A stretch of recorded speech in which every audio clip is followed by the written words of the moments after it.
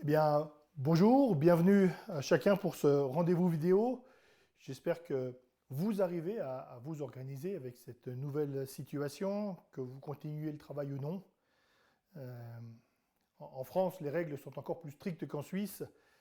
À chaque sortie, professionnelle ou pour des achats, il faut remplir une attestation. Pour s'aérer, il faut aussi remplir une attestation limitée à 1 heure et à 1 kilomètre de chez soi. C'est totalement incroyable ce que nous vivons. En début d'année, j'aurais même pas imaginé de devoir faire une attestation sur l'honneur que je remplis à chaque fois pour pouvoir avoir le droit de marcher autour de chez moi et être limité à ce point-là dans les sorties. On retrouve même des expressions que l'on utilisait moins ces derniers temps, comme Dieu voulant, qui est issu de l'épître de Jacques, Jacques 4,15, qui rappelle que nous ne sommes pas maîtres de notre vie, même si notre confort, même si nos richesses pouvaient nous en donner l'illusion. Et dans un quotidien changé, nous voulons au maximum garder ce qui est bon. Et notamment cette bonne habitude de ce temps à part, le dimanche. Nous ne le vivons pas tous rassemblés. Nous ne vivons pas ce qui devrait être notre rassemblement, notre culte, mais nous vivons ce qui est possible dans ces conditions. Et je vous encourage à vivre ce temps comme un culte, c'est-à-dire d'arrêter les activités habituelles, couper les sources de distraction électronique, et puis si vous êtes plusieurs sous le même toit, eh bien, de profiter, de vivre ce temps ensemble. Et puis n'oublions pas que la qualité de notre écoute de la parole de Dieu, c'est le premier et c'est le meilleur culte que nous pouvons rendre à notre Dieu. Et ce matin, nous sommes sous le regard de Dieu, comme tous les autres jours, comme à chaque autre moment, mais c'est un temps spécial. C'est une pause particulière que l'on trouve tout au long de la parole de Dieu. Un temps où nous choisissons tout spécialement de nous arrêter, regarder à Dieu. Un temps où nous sommes davantage conscients de sa présence. Je vous invite à la prière. Notre Dieu, notre Père, nous désirons tourner nos pensées vers toi. Nous déposons à tes pieds nos fardeaux, nos craintes, nos incertitudes nombreuses. Je te remercie pour tous les moyens que nous avons d'être spirituellement nourris.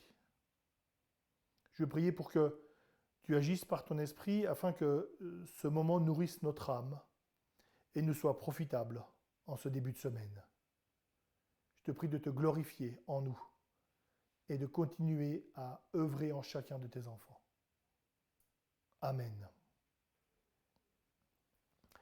Ce matin, pour ce premier culte d'ailleurs de l'heure d'été, nous nous tournons vers Dieu et puis nous nous souvenons de qui il est. Et au sein de mauvaises nouvelles comme on en a régulièrement, eh bien c'est un réconfort. En regardant à Dieu, en regardant à sa personne, en regardant à qui il est vraiment, nous réalisons que nous pouvons lui faire confiance.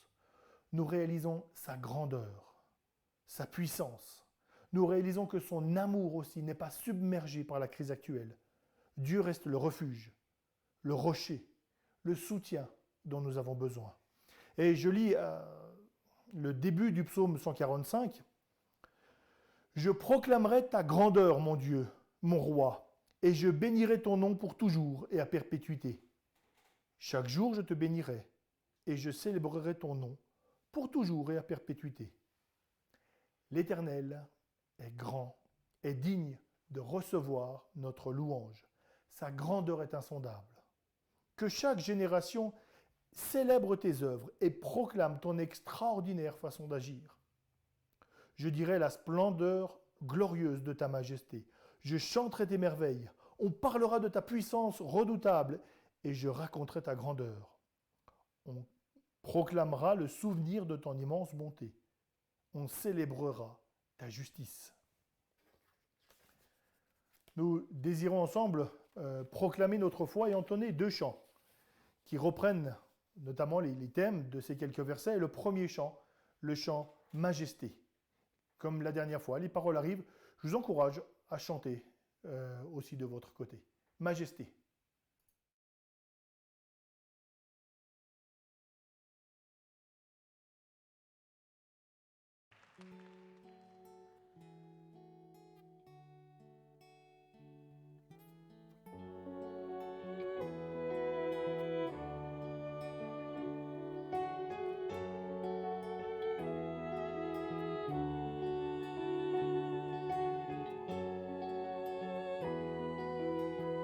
Me voici. Me voici, confondu par ta majesté, couvert par ta grâce illimitée. Me voici, conscient du poids de mes fautes, couvert par le sang de l'agneau, car je sais l'amour le plus grand m'est donné. Tu as offert ta vie, le plus grand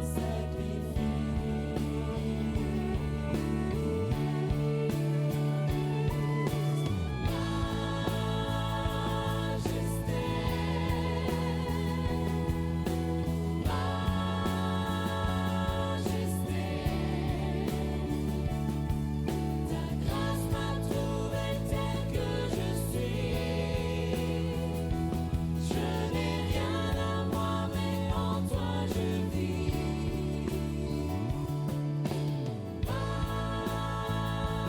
Majesté,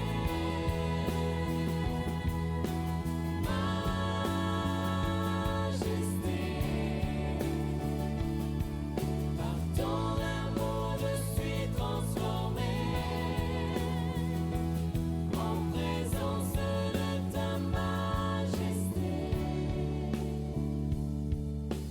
Me voici, confondu par ton amour. Pardonné, je pardonne en retour.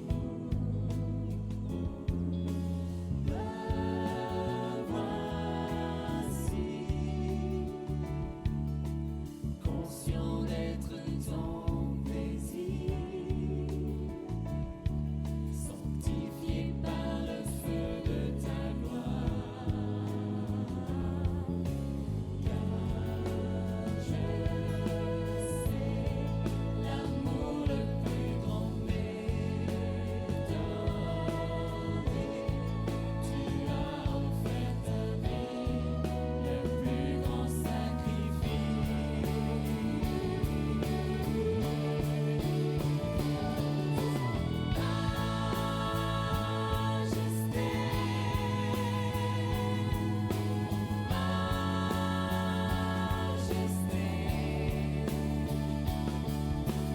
grâce m'a trouvé tel que je suis. Je n'ai rien à moi, mais en toi je vis.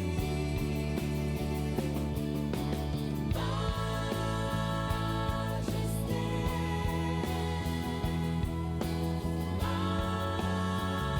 majesté, par ton amour je suis transformé en présence de ta majesté.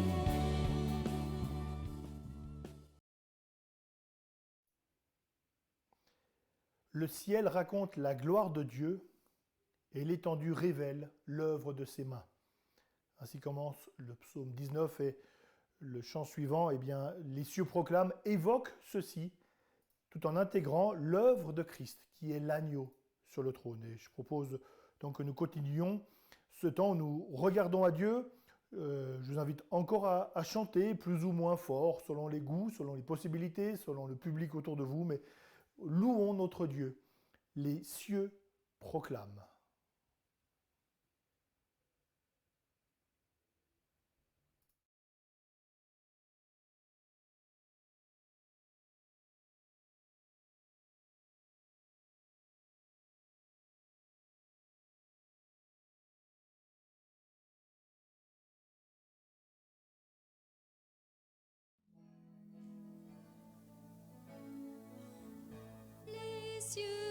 proclame la gloire du ressuscité.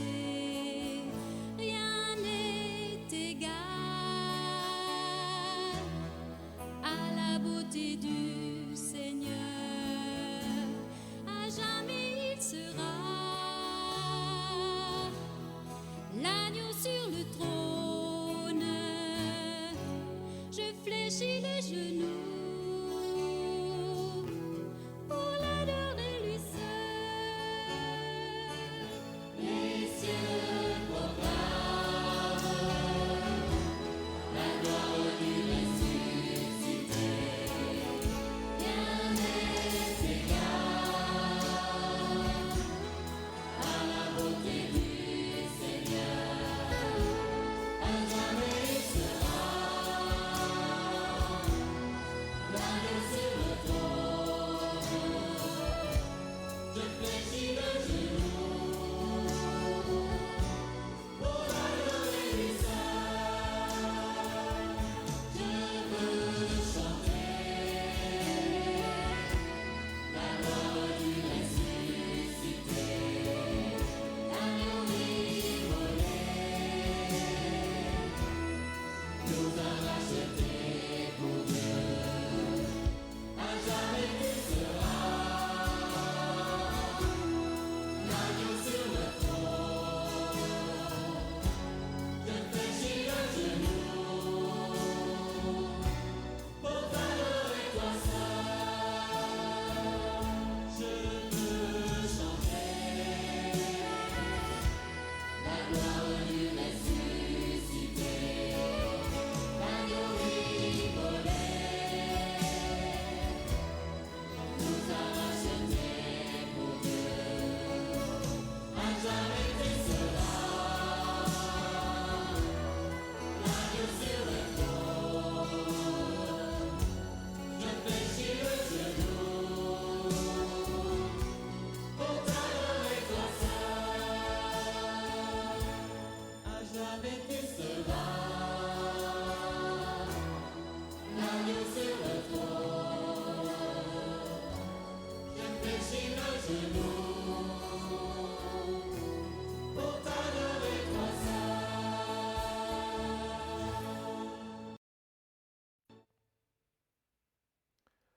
Le psaume 19 que j'ai lu évoque les deux révélations de Dieu, la révélation de la création, les cieux qui proclament la grandeur de Dieu, et puis la loi, cette parole de Dieu qui nous révèle qui est cet agneau, qui révèle aussi la gloire de Dieu.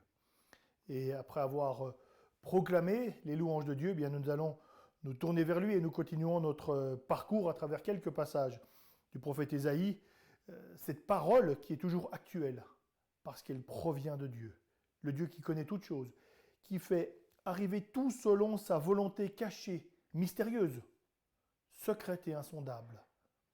Et il nous donne sa parole comme révélation de sa personne et un guide pour sa vie. Je vous invite à la prière. Quel privilège notre Dieu, parce que nous avons un Dieu qui a désiré se révéler. Merci d'avoir voulu te faire connaître. Merci parce que nous avons cette parole. Je te prie pour que tu nous donnes de mieux la connaître, de mieux la comprendre, de réaliser à quel point elle est pertinente pour notre vie, à chacun, aujourd'hui. Je te prie de nous éclairer par ton esprit afin que nous comprenions à quel point cette parole s'applique à notre vie. Je te prie de nous éclairer. Je te prie de nous parler, de parler à chaque personne et de donner à chacun selon ses besoins que tu connais. Amen.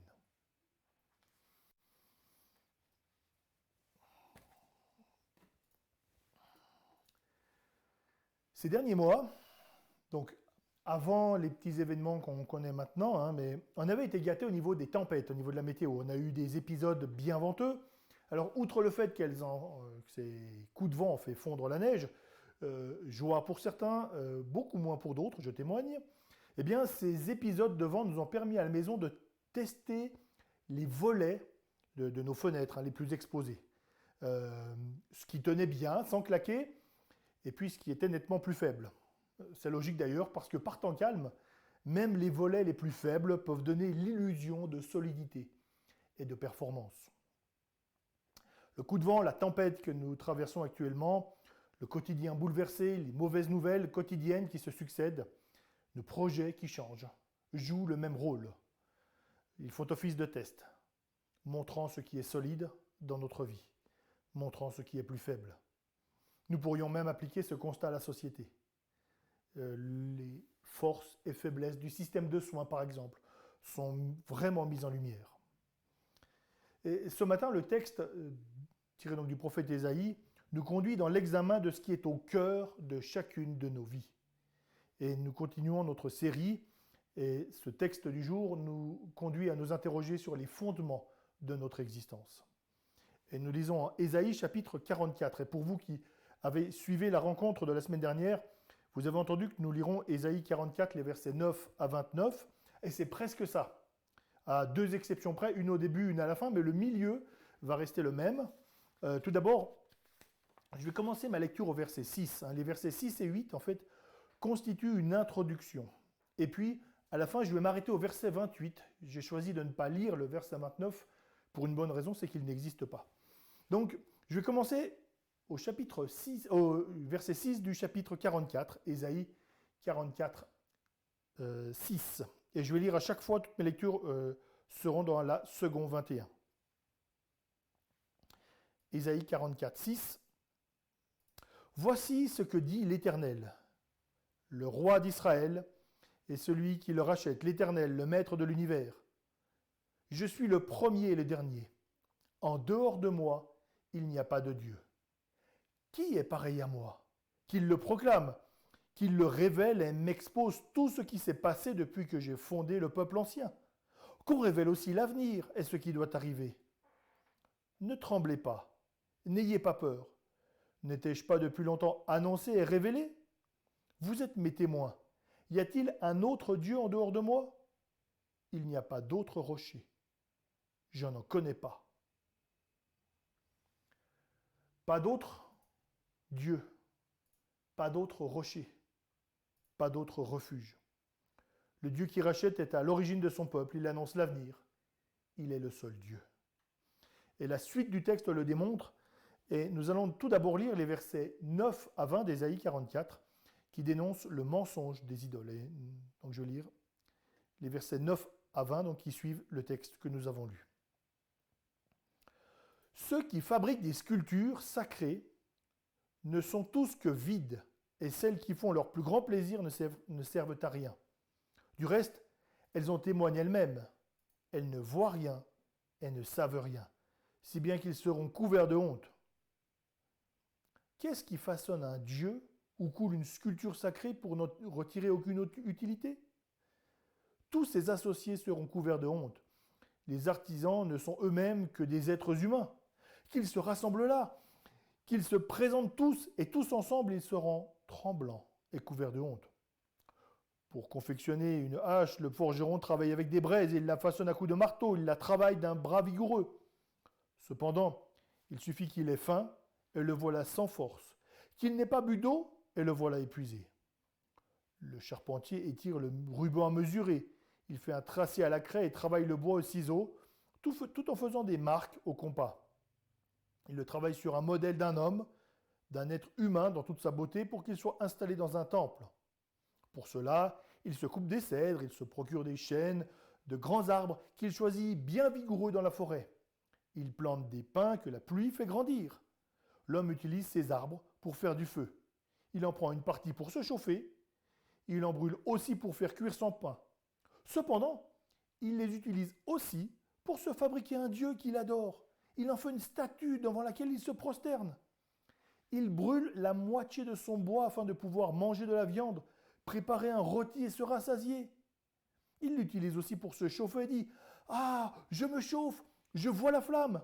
Et avec le reste, il se fait un dieu, une sculpture sacrée. Il se prosterne devant lui et l'adore. Il lui adresse des prières en s'écrivant « Sauve-moi, car c'est toi qui es mon Dieu !» Ils n'ont ni discernement, ni intelligence. Car on leur a fermé les yeux pour qu'ils ne voient pas et le cœur pour qu'il ne fasse pas preuve de bon sens. Il ne se met pas à réfléchir. Il n'a ni le discernement ni l'intelligence de se dire « J'ai brûlé une moitié du bois, j'ai cuit du pain sur ces braises, j'y ai rôti de la viande pour la manger, et avec le reste, je fais une horreur. Je me prosternerai devant un morceau de bois. » Il se nourrit de cendres.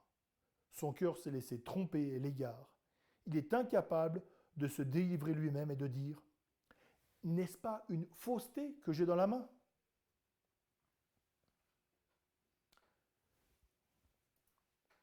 Alors comme d'habitude, nous allons parcourir, essayer de comprendre le texte, puis nous chercherons à l'appliquer dans notre situation, en sachant que, bien sûr, l'adoration de statues de bois sculptées est rare, mais les idoles n'ont pas disparu de notre quotidien.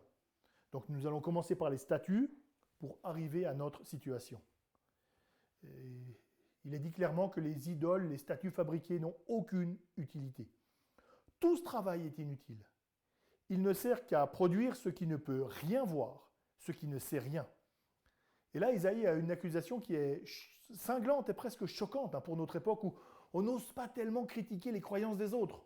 Bon, sauf celles des chrétiens, là on peut y aller, ça c'est la société n'a pas de problème. Mais en général, on n'ose pas trop, on n'aime pas critiquer les croyances des autres. Mais Isaïe est très clair. Et il va décrire toute la fabrication d'une idole, les versets 12 à 17, et il est dit vraiment que comme Dieu a façonné le monde et les hommes, le forgeron, le charpentier façonne des statues. Comme Dieu a étiré le ruban à mesurer sur le monde, le charpentier fait de même pour la statue. Et dans ce texte qui montre la fabrication d'une idole, eh bien, le prophète soigneusement a choisi des mots qui sont aussi utilisés dans le début de la Genèse pour dire comment Dieu a fait le monde. Un petit peu comme si l'homme qui est créature jouait au Créateur, cherchant à imiter Dieu dans ce qu'il a d'inimitable. L'arbre que la pluie envoyée par Dieu fait pousser est coupé. Une moitié va faire du feu, elle va devenir des cendres, et l'autre moitié est sculptée pour devenir un Dieu. Le Dieu qui en résulte avait une chance sur deux de devenir un tas de cendres. Waouh, il a un pouvoir extraordinaire, ce Dieu. Comment un être humain qui utilise des éléments issus du Dieu créateur peut-il croire qu'il va donner naissance à un Dieu grand et puissant? L'homme qui est créé par Dieu, qui est dépendant de Dieu, utilise la matière créée par Dieu. Et tout dans ce processus montre les limites de ce qui est façonné.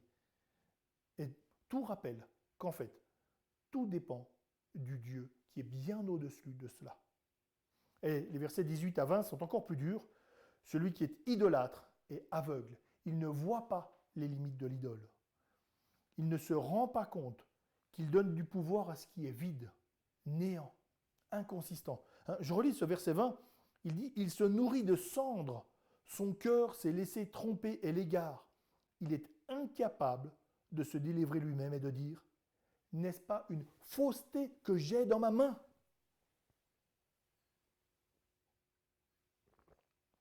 L'idole n'est rien. Il ne reste que quelques cendres. Oh, le bois a eu son utilité parce qu'il a servi à chauffer, mais sans plus. L'adorateur est trompé. Il a choisi de se laisser tromper. Il est aveuglé par les fausses promesses de l'idole. Parce qu'il a mis Dieu de côté, il ne lui reste plus rien. Ce que j'ai dans la main. Et l'adorateur d'une idole croit tenir quelque chose. Il croit qu'il tient l'idole. Mais c'est le contraire, c'est l'idole qui le tient. C'est l'idole qui va le diriger dans la mauvaise direction. C'est l'idole qui est un piège, qui se referme sur celui qui croit posséder quelque chose. Et l'idolâtrie n'a pas disparu aujourd'hui. Si vous voulez creuser le sujet, je ne peux que vous recommander très vivement le livre de Tim Keller. Voilà, il est ici. Si j'étais à la télé, je demanderais à quelle caméra je le montre, mais en fait, on en a une, donc je ne sais pas si ça va apparaître. Oui. Donc, voilà, Tim Keller, Les idoles du cœur. Donc, je le prête volontiers, si jamais vous souhaitez creuser ce sujet. Un livre qui reprend en profondeur ces éléments. Et notamment, il donne une définition qui va apparaître sur l'écran, une définition d'un penseur du 19e siècle, Alexis de Tocqueville, qui dit L'idolâtrie consiste à bâtir toute notre vie sur les joies incomplètes de ce monde. Donc, il ne s'agit pas de statut, bien que certaines personnes croient dans le pouvoir d'une statue, d'une image, d'un trèfle à 4 feuilles, d'un rituel, d'un collier. Mais plus largement, il s'agit de tout ce qui doit être le fondement de notre vie. Et des choses auxquelles on donne un pouvoir de remplir notre vie, répondre à nos attentes, comme seul Dieu peut le faire. Et nous avons besoin d'un fondement pour notre vie. Et le penseur chrétien Chesterton disait aussi très justement, là aussi cette citation qui va apparaître à l'écran, quand l'homme cesse d'adorer Dieu, il n'adore pas rien, il adore n'importe quoi. Quand l'homme cesse d'adorer Dieu, il n'adore pas rien, il adore n'importe quoi. Quelqu'un disait que l'athéisme n'existe pas. Tout le monde adore, tout le monde cherche à justifier sa vie, tout le monde met des valeurs, des actions, des pensées au cœur de sa vie. J'ai lu récemment dans une série télévisée, le parrain mafieux fictif, c'est Tony Soprano, résume cette idée en montrant que tout le monde recherche à avoir une certaine valeur à sa vie. Parce qu'il dit j'assassine peut-être beaucoup de gens, mais je suis un bon fils. Bon, j'ai mis très mal l'accent italien, mais en tout cas, j'espère que cette citation est purement fictive pour la plupart d'entre vous, voire la totalité, et pas pour le fait d'être un bon fils, donc. Mais c'est cette idée, je fais telle ou telle chose qui n'est pas peut-être bonne, mais ma valeur vient de cette action, ma valeur vient de mon choix de vie, de ma conception du monde, de mon amour pour mes proches. On cherche à se justifier, on cherche à se donner une valeur. On ne taille plus de statues aujourd'hui, mais les idoles sont présentes. Il suffit de voir ce que l'on peut faire pour une relation amoureuse, ce que l'on peut faire pour de l'argent. Actuellement, certains utilisent la détresse des autres en pleine crise sanitaire pour les voler, que ce soit les pirates informatiques qui redoublent d'ingéniosité, que ce soit ceux qui, en France, se déguisent en faux gendarmes pour dresser de fausses contraventions, que ce soit ceux qui vendent des masques défectueux, au mépris de la santé et de la vie des personnes. Paul rappelle que la cupidité est une idolâtrie, Colossiens 3,5. Et je souligne cet élément parce que notre rapport à l'argent, notre manière de l'utiliser, notre manière de compter chaque sou, parfois, ou de le dépenser, soit pour des futilités, soit pour ce qui compte vraiment, eh bien, on dit très long sur nos priorités de vie.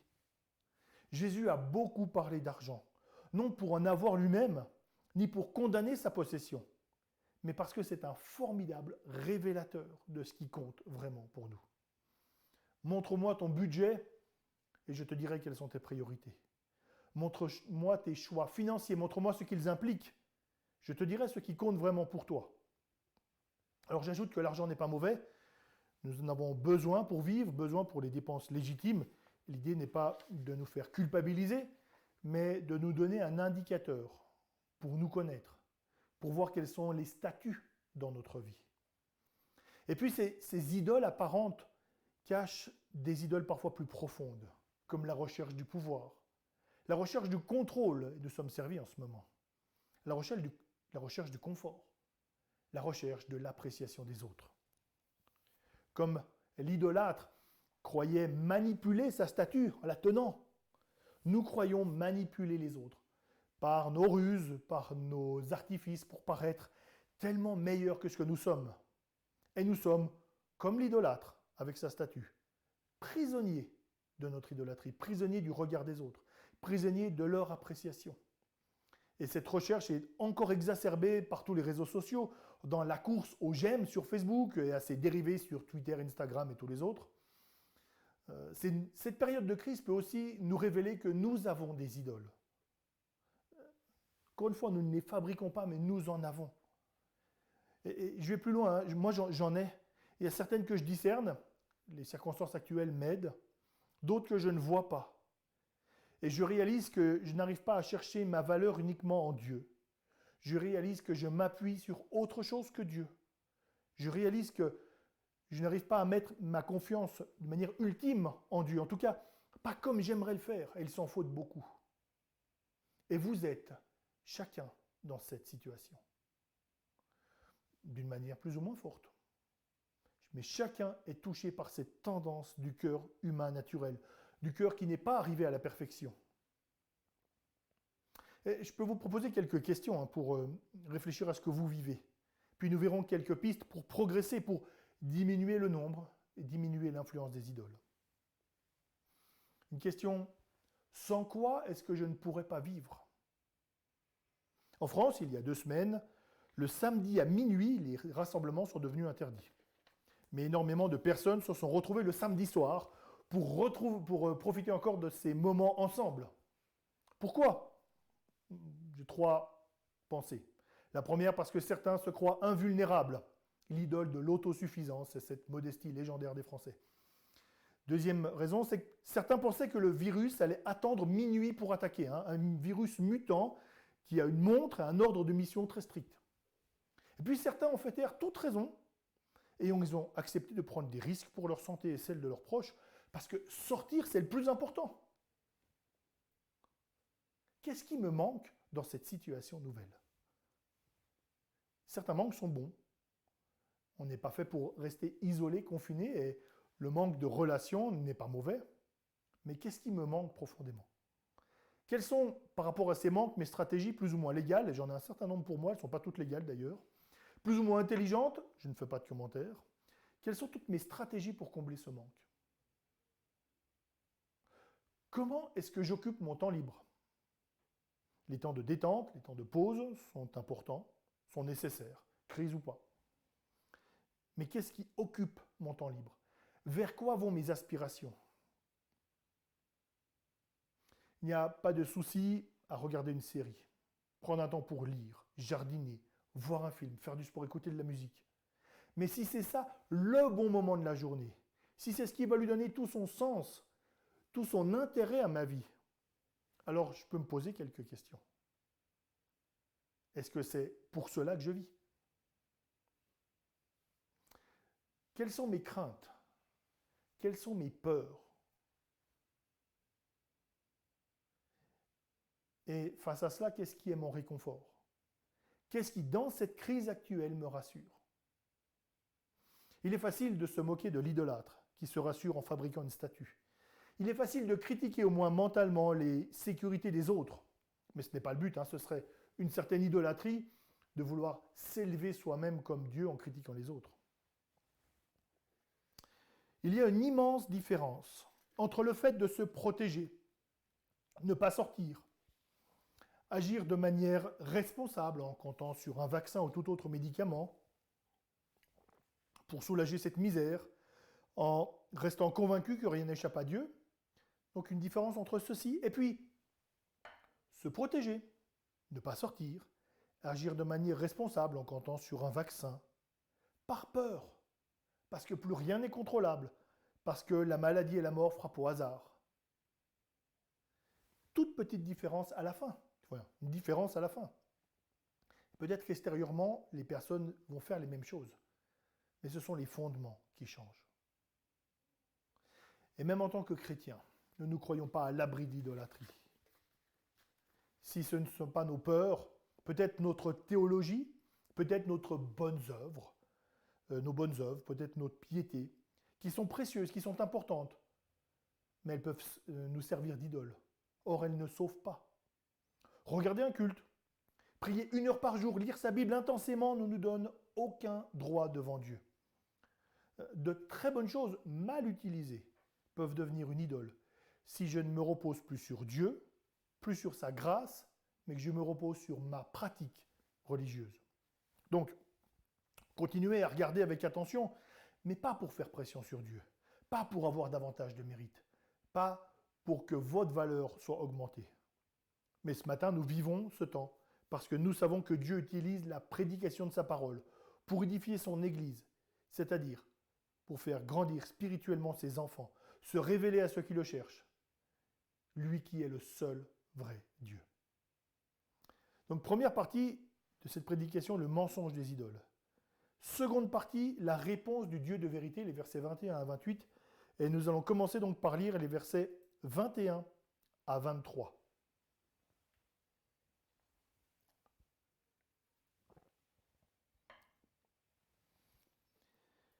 Isaïe 44, 21. Souviens-toi de cela, Jacob. Souviens-t'en, Israël, car tu es mon serviteur. Je t'ai façonné pour que tu sois mon serviteur, Israël. Je ne t'oublierai pas. J'ai effacé tes transgressions comme un nuage, tes péchés comme la brume. Reviens vers moi, car je t'ai racheté. Ciel, réjouis-toi, car l'Éternel a agi. Profondeur de la terre, criez d'allégresse. Montagne, éclatez en cris de joie, vous aussi, forêt avec tous vos arbres. En effet, l'Éternel a racheté Jacob. Il a montré sa splendeur en Israël. Souviens-toi. Souviens-toi du Dieu qui ne t'oublie pas. Ça pourrait être un bon slogan. Hein. Dieu a choisi son peuple, il l'a libéré, il lui donne un pays et malgré ses fautes, il ne l'oublie pas. L'idole ne peut pas se souvenir. Que ce soit d'ailleurs la statue ancienne ou les idoles modernes. J'ai connu une personne qui avait fait de son travail une idole, à qui elle a tout sacrifié. Sa jeunesse, ses loisirs, son couple. Sa femme n'a pas supporté l'importance donnée au travail, week-end compris. Mais lorsque cette personne est arrivée à 55 ans, licenciement, trop vieux, merci, enfin, façon de parler, et surtout au revoir. L'oubli, le néant. Les idoles n'ont pas de mémoire. Dieu se souvient des siens. J'ai effacé tes transgressions, verset 22. Qui peut l'affirmer? Et même à ce stade, dans la lecture du prophète Ésaïe, cette parole est à peine croyable. Il faudra attendre le chapitre 53, les précisions sur ce serviteur attendu pour qu'une ébauche de solution commence à poindre. Cette timide lumière va devenir éclatante avec la venue, la mort, la résurrection de Jésus-Christ. Oui, le pardon est possible. Le fait que nos transgressions, nos fautes, nos erreurs soient effacées est possible, mais seulement avec Dieu. L'idole va exiger toujours plus d'attention, toujours plus de nous-mêmes. Elle donne l'illusion qu'elle peut nous combler. L'illusion que nous pouvons l'acheter par nos sacrifices, par tout ce que nous faisons. Mais une idole ne peut pardonner. Dieu rachète.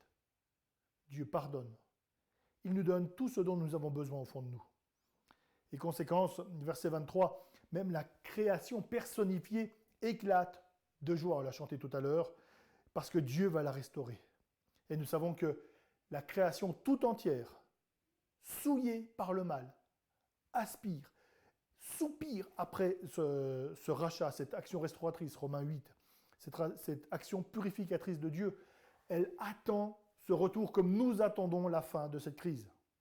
Et ce sera encore mieux parce que ce sera une restauration, une libération définitive, totale. Et pour donner à la fois une preuve de ce qu'il peut faire et un avant-goût de la libération à venir, Dieu s'engage envers son peuple. Et nous lisons maintenant les versets 24 à 28.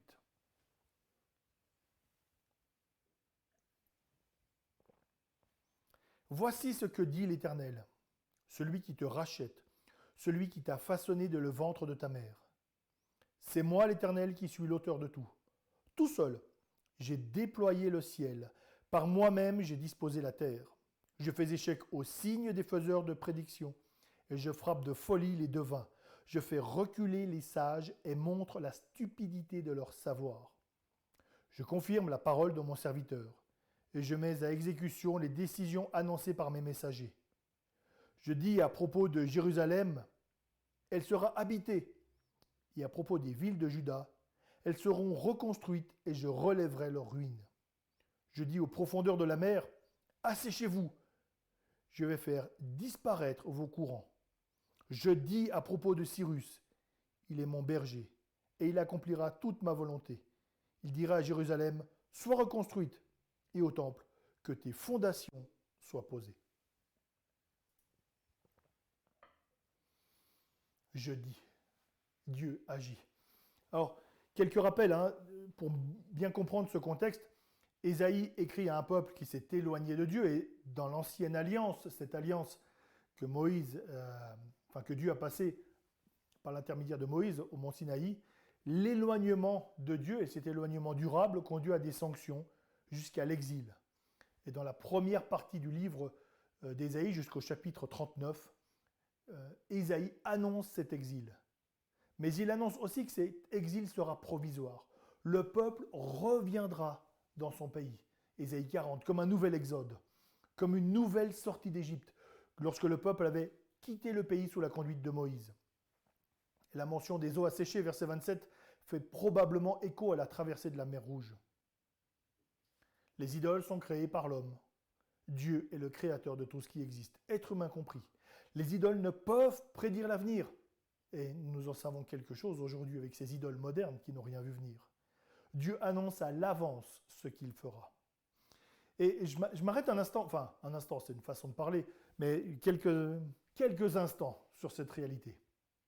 Si le livre d'Ésaïe est écrit, comme plusieurs le pensent, après les événements, et pas par le prophète Ésaïe, mais 200 ans après, alors cela veut dire que l'auteur prend ses lecteurs pour de parfaits imbéciles.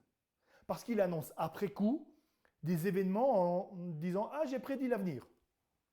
C'est ridicule. Et d'ailleurs, le chapitre 53 d'Ésaïe, qui décrit des éléments très clairs sur Jésus-Christ, est scientifiquement daté, clairement daté d'avant la naissance de Jésus, même des scientifiques non chrétiens, des personnes non chrétiennes qui font sérieusement leur travail, reconnaissent que ce texte a plusieurs dizaines d'années d'antériorité par rapport à la naissance de Jésus. Dieu prouve qu'il est Dieu parce qu'il annonce l'avenir. Sa parole est claire. Des événements concernant le peuple d'Israël, concernant la venue de Jésus, étaient annoncés avant qu'ils ne surviennent. Alors oui, c'est critiqué aujourd'hui. Je le comprends. Franchement, je le comprends. Parce que si c'est vrai, cela veut dire que Dieu a raison. Cela veut dire qu'il est le seul Dieu, le seul sage, le seul maître à qui nous devons obéissance, devant qui nous devons rendre compte de nos choix, nos désobéissances, nos rébellions. Et pourtant, tout cela est vrai. Dieu a tout créé. Il annonce ce qui va arriver. Essayons d'imaginer à quel point ce qui est annoncé est incroyable. Il annonce que le peuple sera envoyé en exil. C'est déjà pas mal, mais c'est pas extraordinaire, il faut être clair. C'est pas la première fois que ça arrive. D'autres peuples l'ont vécu. D'ailleurs, les 10 tribus, c'est ceux qui étaient donc au nord de Juda, au nord de Jérusalem, seront aussi envoyés en exil. Mais Ésaïe annonce le retour du peuple. Et ça, ce ne sera pas le cas, par exemple, pour les 10 tribus. Il annonce que Jérusalem sera reconstruite, et même que le temple sera reconstruit. Un culte pourra enfin être rendu à Dieu. Et c'est ça le cœur. Le culte pourra de nouveau être rendu à Dieu, le cœur de la vie spirituelle. Et là, il annonce quelque chose qui n'était pas du tout dans les pratiques de l'époque. Dieu va agir. Le peuple de Dieu, peuple d'Israël, prisonnier du peuple le plus puissant de l'époque, envoyé en exil sans espoir de retour, pourra de nouveau rendre un culte à Dieu dans son pays, sa ville Jérusalem, dans son temple reconstruit. Et c'est très précis. Le texte appelle Cyrus, berger du peuple, parce que c'est lui qui va le conduire, c'est lui qui représentera Dieu, bien qu'il soit un roi païen. La souveraineté de Dieu s'étend sur toute personne, croyante ou non. Il rebâtira la ville, dit le texte. Les fondations du temple seront posées. Et d'ailleurs, on s'aperçoit en lisant Esdras, chapitre 3, verset 10, chapitre 4, versets 4 et 5, chapitre 5, verset 16, que la construction du temple à l'époque de Cyrus n'est pas allée plus loin que les fondations. Il faudra attendre bien des années pour finir l'ouvrage. Encore une fois, cette petite précision qui montre que Dieu annonce l'avenir. Dieu montre qui il est supérieur aux idoles, il est digne de confiance. Ce qu'il annonce s'accomplit. Alors, 5 applications rapides. Premièrement, souvenons-nous de qui est Dieu. Souvenons-nous de l'œuvre de Christ. Même si ce qui nous est donné, la scène, bien n'est pas possible dans ces conditions, mais au moins souvenons-nous de qui est Dieu, de ce qu'il a fait. Souvenons-nous que Dieu ne nous oublie pas. Le salut par grâce, sans nos mérites, souligne que nous n'avons pas à mériter les bienfaits de Dieu, ni avant, ni après notre conversion. Je ne sais pas comment vous vivez cette période. Je ne sais pas si vous êtes bien habitué ou non. Je ne sais pas vos contraintes. Je ne sais pas vos pensées. Je sais que Dieu n'oublie aucun de ses enfants. Deuxième élément, Dieu donne le rachat, Dieu accorde le pardon aux siens, comme Ésaïe 44 le prophétise. Tout vient de lui, notre valeur vient de lui.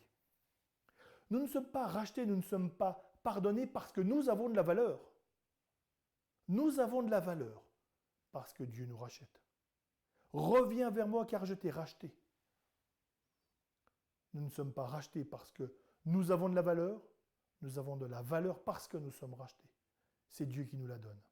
Et c'est encore vrai lorsque nous péchons, lorsque nos paroles, nos pensées, nos actions ne sont pas à la hauteur de ce que Dieu demande. Donc très souvent. Lorsque nos idoles prennent la place de Dieu. Reviens vers moi, car je t'ai racheté. Troisième élément, comme Dieu a restauré le peuple d'Israël, nous sommes aussi rachetés. Pour l'instant, la restauration est partielle. Nous avons l'accès à Dieu. Nous pouvons le prier. Nous pouvons nous présenter devant lui, recevoir son pardon, son amour, son soutien. Un jour, nous le verrons face à face, pleinement restauré. Quatrième élément, l'accomplissement des prophéties concernant l'exil et le retour d'exil devait donner une preuve au peuple que l'Éternel est vraiment Dieu. L'accomplissement des prophéties concernant Christ nous assure que Christ est bien le Messie attendu. Dieu fait homme, le vrai Dieu, celui qui peut combler toute vie, celui qui est le seul à pouvoir nous racheter, nous guider, nous transformer, nous libérer, nous donner la vraie joie dont nous avons besoin. Cinquième élément, reconnaissons la bonne valeur de ce qui existe. Et là, je vais m'expliquer. Dans ce texte, le bois a toute sa place comme combustible, et Dieu ne critique pas cet usage utile. La santé, l'argent, nos circonstances, notre mariage, notre famille, nos amis, nos réussites, nos joies petites ou grandes, le petit café du matin ou le thé, ne soyons pas racistes, comme la grande et bonne nouvelle qui arrive de temps en temps, eh bien, doivent rester à leur juste place. Réjouissons-nous des bonnes choses. N'ayons pas honte d'être attristés des autres. Mais ne laissons jamais le regard des autres, ne laissons jamais les normes de notre société, que ce soit l'apparence, le travail, la manière de penser, ne laissons jamais les circonstances nous donner une valeur ou même une identité. Revenons à celui qui donne un autre sens à ce que nous vivons, notre Seigneur Jésus-Christ. Il a vécu notre vie. Il connaît le rejet, la frustration, les jugements hâtifs, le manque terrible de reconnaissance, la douleur, la perte, la trahison, la colère contre le mal, les larmes face à la bêtise et l'aveuglement des hommes idolâtres et opposés à Dieu. Il ne minimise jamais nos circonstances parce qu'il les connaît.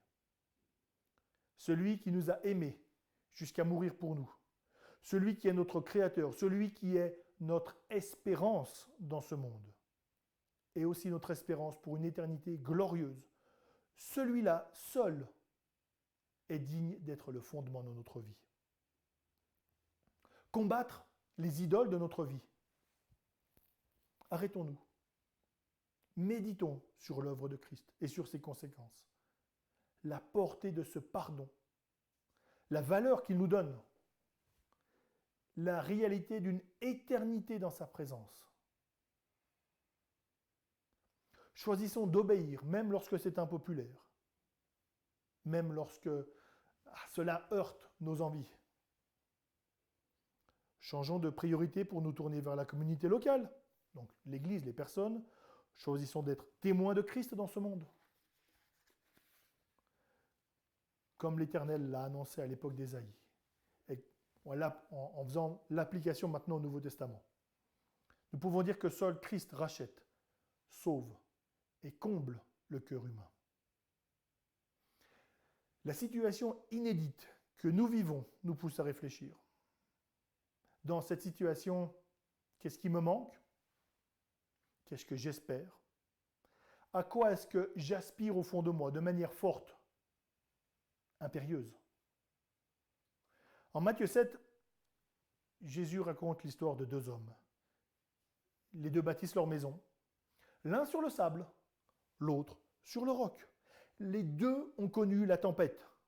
Bâtir sur le roc ne nous évitera pas les épreuves, les tempêtes, les souffrances. Mais une seule maison est restée debout. Une seule maison a résisté.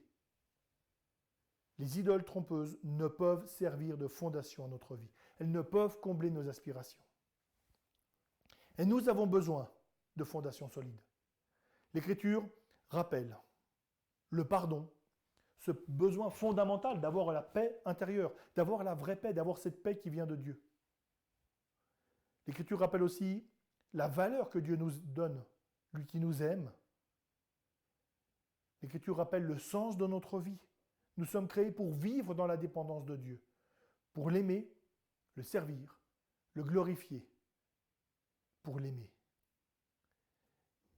L'Écriture rappelle le sens de notre mort.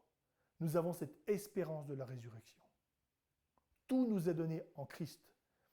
Et c'est dans ces cadeaux que nous devons premièrement apprendre le contentement. Et au sein de nos questions, au sein de nos frustrations, déceptions, et au sein même de nos joies liées à cette situation inédite, revenons sans cesse à celui qui est le fondement solide pour notre vie. Reconnaissons l'inutilité de tailler des statues, de fabriquer des idoles, de chercher un Dieu hors de notre Créateur et Sauveur.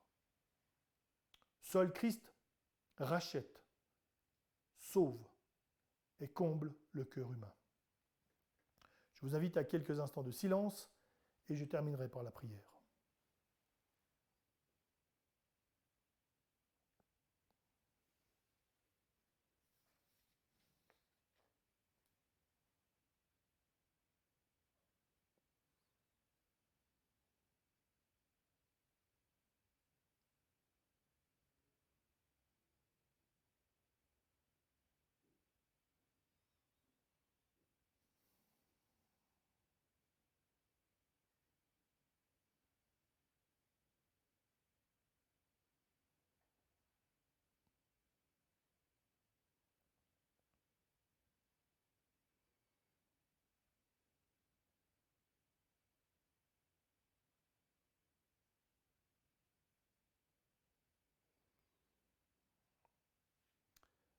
Notre Dieu, notre Père, quel privilège de pouvoir regarder à toi. Quel privilège d'avoir en Christ, en Jésus-Christ qui est venu et qui a donné sa vie pour notre pardon, pour que nous soyons rachetés, pour que nous goûtions cette éternité dans ta présence, dans ta gloire. Merci, parce qu'en Christ, nous avons cette démonstration suprême de ton amour pour nous. Donne-nous, au sein de tout ce que nous vivons, de tous les bouleversements actuels, de te discerner, de nous souvenir de qui tu es. Je te prie de renforcer, de fortifier notre foi à chacun. Je te prie aussi de nous ouvrir les yeux sur les idoles de notre vie.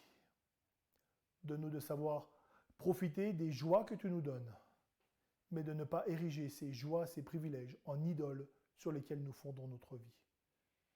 Ouvre-nous les yeux, notre Dieu. Viens sonder notre cœur. Révèle nos fausses sécurités pour que nous soyons toujours plus encouragés à nous appuyer sur toi. Amen.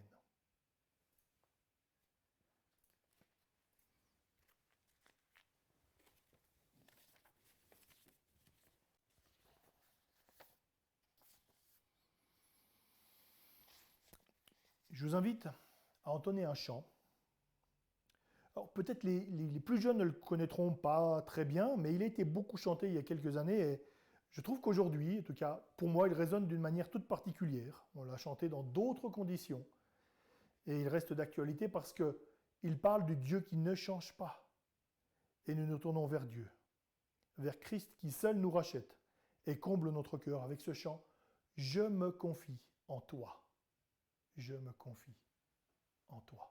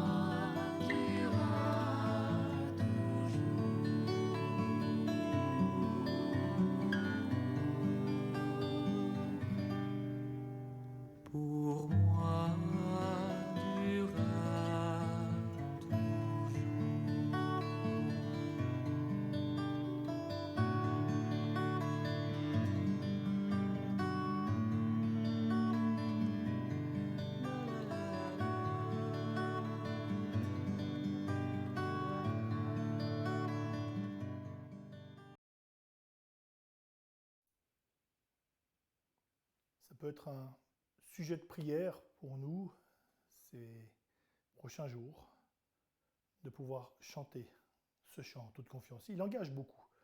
Ça fait des années que je le chante et en ces temps, je trouve qu'il a une résonance toute particulière. Je sais que je l'ai chanté beaucoup plus légèrement. Je vous invite à un temps de prière maintenant. Je vais prier pour différents sujets liés à notre situation. Nous nous inclinons dans la prière. Notre Dieu, nous nous tournons vers toi. Nous avons ce désir de regarder dans ce Dieu souverain et ce Dieu qui écoute les prières de ses enfants. Nous voulons prier pour toutes les personnes qui sont éprouvées à travers cette crise du Covid-19. Nous voulons prier, notre Dieu, pour toutes ces personnes qui traversent des difficultés, qui traversent des moments de drame, de deuil, qui traversent des épreuves que nous ne soupçonnons pas, pour les personnes qui ont peur aussi. Nous voulons prier pour qu'à travers ce qu'elles vivent, elles aient ce regard vers toi, elles se posent de bonnes questions, elles puissent remettre en question, en tout cas les personnes qui ne te connaissent pas, les mauvais fondements de leur vie, et qu'elles découvrent que tu es ce rocher. Nous voulons prier pour les autorités, en te demandant de leur donner la sagesse par rapport à toutes les décisions à prendre. Notre Dieu, nous voulons prier pour que dans la gestion de cette crise, les autorités à quelque niveau que ce soit, soient guidées, soutenues par toi, et que par ton esprit, tu leur donnes de prendre des décisions. Nous l'avons vu, tu as guidé un roi païen, Cyrus, et nous prions pour les autorités, que ces autorités soient chrétiennes ou non. Nous savons qu'elles sont dans ta main. Nous prions pour tout le personnel médical. Merci notre Dieu d'utiliser ces personnes pour accomplir ton œuvre et pour qu'à travers elle et à travers la technique déployée, bien des personnes puissent guérir. Là aussi, nous prions pour que tu te révèles aussi à ces personnes et que tu les soutiennes. Nous prions aussi pour l'Église. Nous te prions pour que chacun ait toujours à cœur de regarder à toi. Nous prions pour qu'il y ait toujours cette soif de te connaître. Et donne-nous de continuer à nous accrocher à ta parole, qu'elle soit une lumière sur notre sentier et que par l'action de ton esprit en nous, elle devienne toujours plus claire et que nous ayons toujours à cœur de la mettre en œuvre. Nous prions pour les personnes seules, nous prions pour les familles, des défis différents, mais prions pour que les personnes seules qui sentent encore plus la solitude dans ces moments-là soient réconfortées et de nous d'être, si possible, les instruments de ce réconfort, et nous prions aussi pour que par ton esprit tu les encourages. Nous prions aussi pour les familles, pour que le fait d'être davantage ensemble ne soit pas source de conflit. Et notre Dieu, pour que tu donnes ta paix. Nous nous tournons vers toi, nous nous confions en toi, et nous voulons nous attendre à toi, notre Dieu. Amen.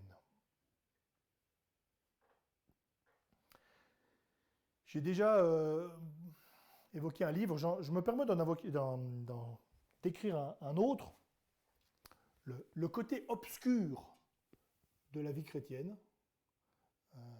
Le côté obscur de la vie chrétienne, oui, ça fait référence à une série de films, mais c'est surtout, cela parle des doutes de la foi, de la dépression de l'âme et le manque de croissance spirituelle. L'auteur Pascal Denot, à travers, je crois, 13 textes, évoque des difficultés que l'on peut connaître dans la vie spirituelle et donne les réponses de la parole de Dieu. Un livre que je recommande, là aussi, soit lié aux circonstances, soit aussi parce qu'on a peut-être, pour certains, plus de temps, cette possibilité de le lire.